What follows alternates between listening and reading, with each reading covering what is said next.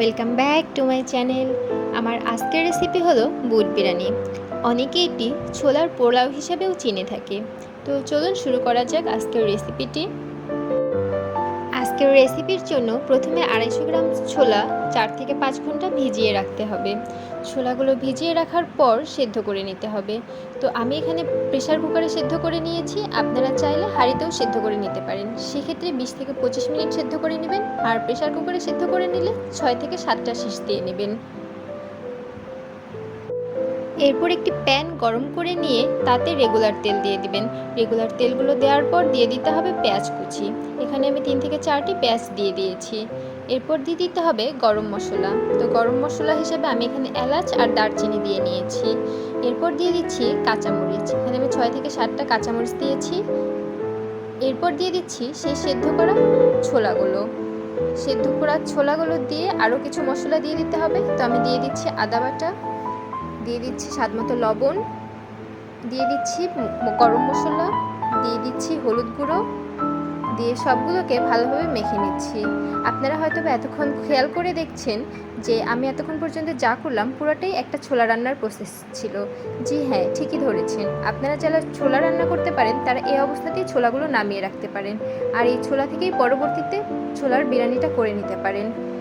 তো যেহেতু এই ছোলার বিরিয়ানিটা রমজান মাসে বেশি করা হয়, তার কারণ হচ্ছে রমজান মাসেই ছোলা আমাদের বেশি অ্যাভেলেবল থাকে। সেই ছোলা থেকেই আমরা বিরিয়ানিটা খুব সহজেই করে নিতে পারি।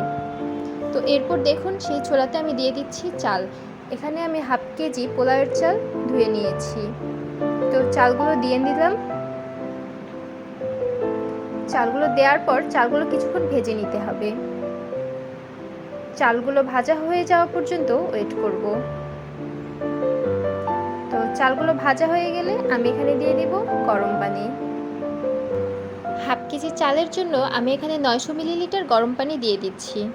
পানিটা অবশ্যই আগে ফুটিয়ে নেবেন।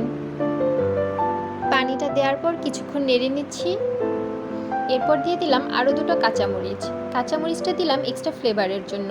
দিয়ে দিলাম সামান্য পরিমাণ হলুদ, আর দিয়ে দিচ্ছি স্বাদমতো লবণ। আপনারা চাইলে হলুদটা স্কিপও করে যেতে পারেন। দিয়ে দিচ্ছি 3 চা চামচ ঘি।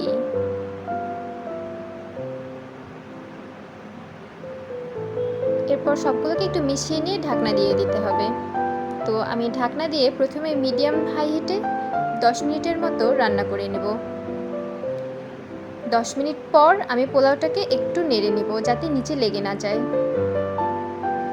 এই অবস্থায় আমি দিয়ে দিচ্ছি কিছু চিনি। চিনিটা দেওয়া হয় মিষ্টি ফ্লেভারের জন্য।